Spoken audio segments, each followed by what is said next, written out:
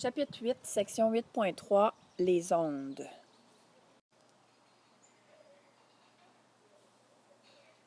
Qu'est-ce qu'une onde? Une onde, c'est une perturbation qui se propage.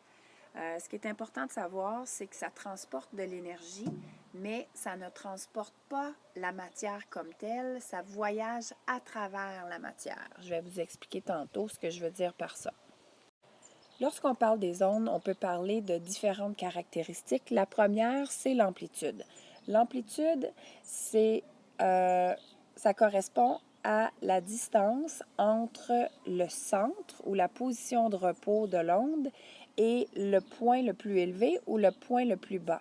Habituellement, on mesure cette amplitude-là avec une règle, donc on peut la mesurer en millimètres ou en centimètres. Ici, nous avons deux amplitudes, une qui est plus petite et une plus grande dans le bas de la feuille. Donc, c'est indiqué à côté. Celle du haut a une plus petite amplitude. Donc, si on compare ça, par exemple, à un son, le son qui est très fort aurait une grande amplitude et un son qui serait plus doux aurait une plus petite amplitude. La deuxième caractéristique, c'est la longueur d'onde. La longueur d'onde se mesure entre deux crêtes ou entre deux creux. Le symbole qu'on utilise pour mesurer la longueur d'onde, c'est un petit y à l'envers qu'on appelle lambda. La longueur d'onde se mesure également en centimètres ou en millimètres. La troisième caractéristique qu'on peut mesurer lorsqu'on parle d'une onde, c'est la fréquence. La fréquence correspond au nombre de cycles par unité de temps et dans notre cas, on va utiliser par seconde. Lorsqu'on divise le nombre de cycles par seconde, on obtient des hertz et le symbole c'est H majuscule, Z minuscule. Ici, nous avons un petit problème. On veut savoir quelle sera la fréquence de cette onde. Je viens de vous dire que la fréquence, c'est le nombre de cycles par seconde. Donc, on a besoin de regarder au temps zéro qui est ici et on a besoin de voir entre le temps zéro et 1 minute 30 combien de cycles on va faire. Pour faire un cycle complet, on doit partir d'ici et revenir exactement au même endroit. Donc, lorsqu'on arrive ici, on a fait un cycle. On continue à compter 2 cycles, 3 cycles, 4 cycles et demi. Donc, on a fait 4 cycles et demi en 1 minute 30 secondes. Il existe deux types d'ondes. Les ondes mécaniques ou les ondes électromagnétiques.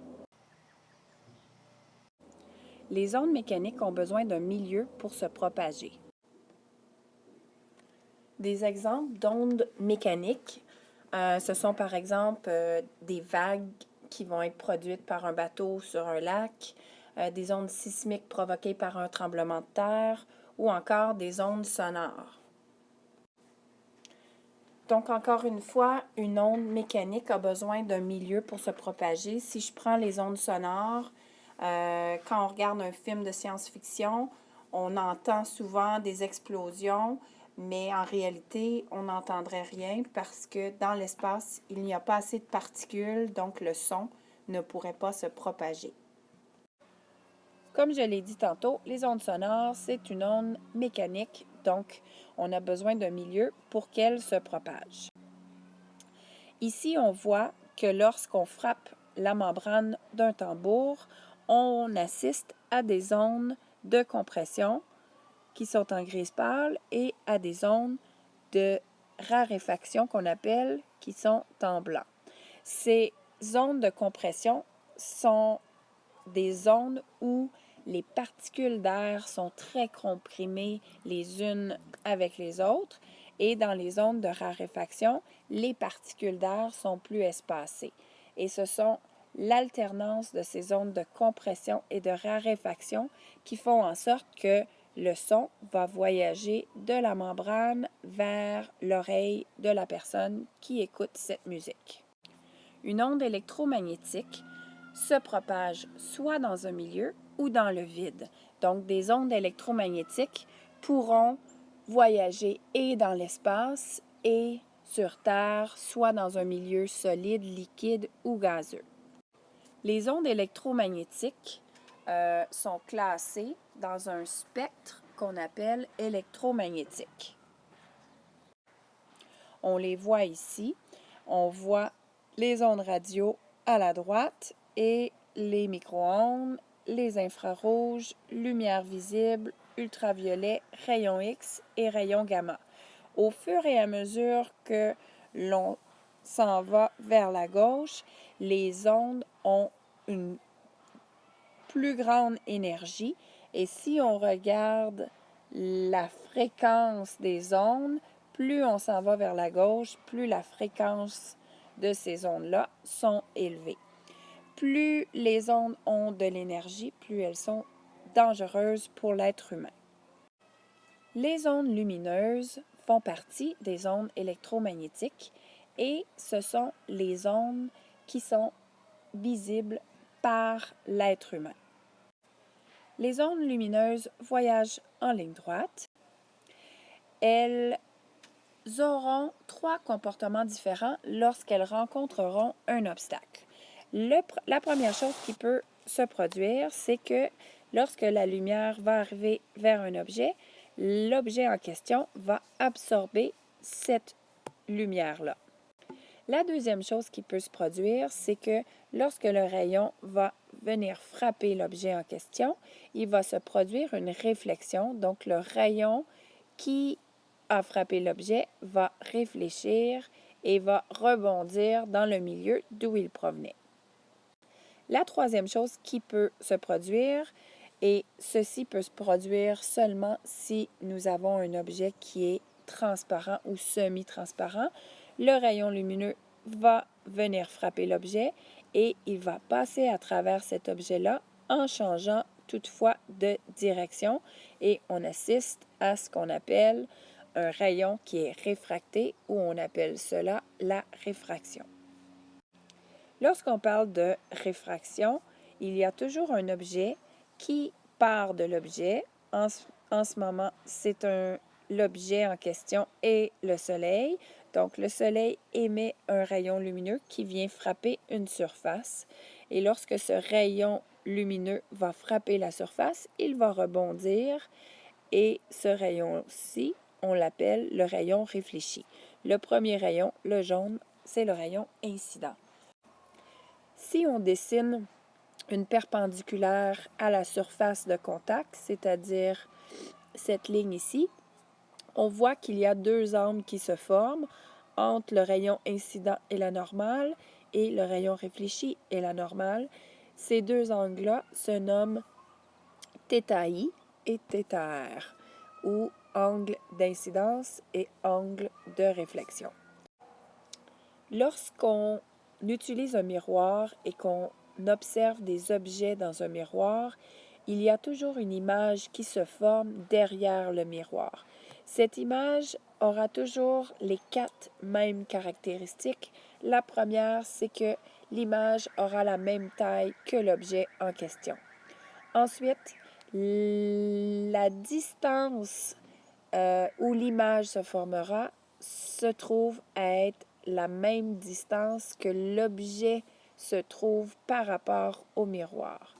De plus, l'image qui est formée sera virtuelle parce que ce n'est pas une vraie image, c'est vraiment une image qui se forme au bout de prolongement de rayons.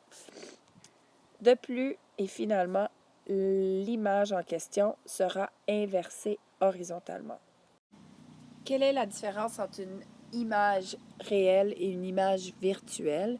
L'image réelle se forme vraiment, on peut la capter sur un écran, tandis que l'image virtuelle se forme au bout du prolongement de rayons réfléchis.